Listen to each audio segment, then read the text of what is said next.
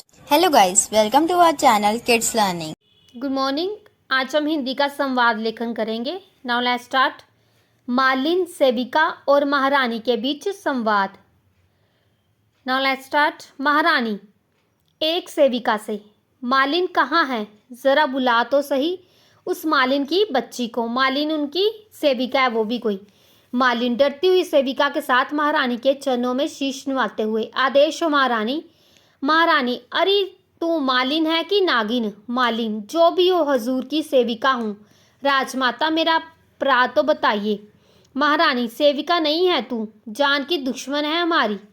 मालिन, हे भगवान हे भगवान, ये क्या क्या कह रही है राजमाता? मेरा अपराध तो बताइए। महारानी, अब अपराध पूछ रही है? चोरी और सीना जोरी, देख हमारे शरीर पर नील पड़ गए है, हम रात भर सो नहीं सके। एक सेविका, ऐसा क्यों हुआ राजमाता? दूसरी सेविका, ऐसा क्यों हुआ राजमाता? तीसरी सेविका, स्वस्थ तो ठीक है राजमाता। महारानी, अरे चिंता विंता नहीं, इस मालिन के कारण हम रात भर सो नहीं सके, करवट पर करवट बदलते रहे, जगह जगह से हमारी चाल छिल गई। मालिन, क्षमा मांगती हूँ राजमाता, क्षमा मांगती हूँ। एक सेविका, क्या मालिन फूलों की सेज लगाना तो नहीं भूली? महारानी, नहीं भूली तो ऐसे नहीं भूली, पर ऐसे फूल चुनकर लाई जिनसे हमारे सारे शरीर पर नील पड़ गए। ठीक है, नेक्स्ट है कुछ पुरुष और स्त्री के बीच संवाद। यहाँ पे उन्होंने पहला पुरुष पहली स्त्री, दूसरा पुरुष दूसरी स्त्री। ठीक है, आप यहाँ पे नाम भी लिख सकते हो या फिर पहला पुरुष पहली स्त्री, कुछ भी लिख सकते हो जो आपको इजी लगे। पहला पुरुष, सिर हिलाकर, पानी अभी तक नहीं आया, क्या होगा प्रभु? पहली स्त्री, राजा के आदमी कहते हैं कि पीने का पानी खत्म होने को है। दूसरा पुरुष, और खेती को सींचने वाली नहरें भी तो सूख गई है।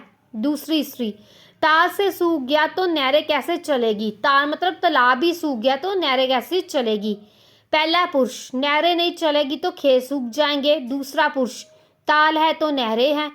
पहली स्त्री, नहरें है तो खेत है तो अन्न है।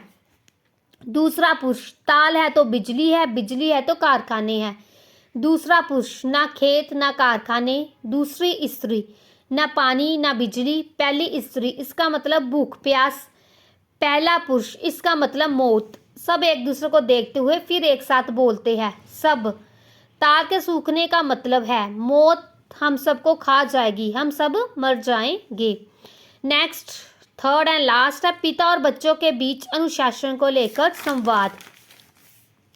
राहुल, देखो राघव, तुमने बिना पूछे आदित्य के बस्ते या बैग भी लिख सकते हैं, बस्ते में से पुस्तक ली है, ये बुरी बात है। ये राहुल कौन है? पापा बच्चों का। ठीक है, राघव, इसमें क्या हो गया? ये बेटा उसका। राहुल, ये गलत बात है, किसी से कोई वस्तु उससे पूछे बिना लेना ठीक नहीं है, हाँ इसको अनुशासनहीनता कहते हैं। निखिल, पापा अनुशासनहीनता किसे कहते हैं? निखिल भी उसका बेटा है, राहुल का।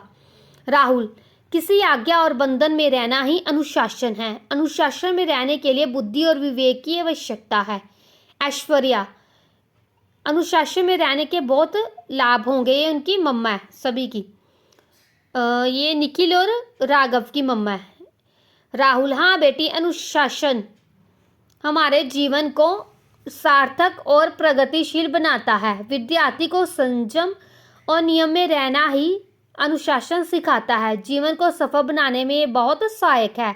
रोहन, क्या अनुशासन जीवन में चरित्र को उज्ज्वल बनाने में सहायक होता है? राहुल, बिल्कुल बेटे, चरित्र निर्माण की नींव अनुशासन तो डालता ही है, मानसिक विकास में भी इसी के द्वारा विद्यार्थी में डलता है। ठीक है, ये संवाद लेखन है, आपने कॉपी पे नोट करना है।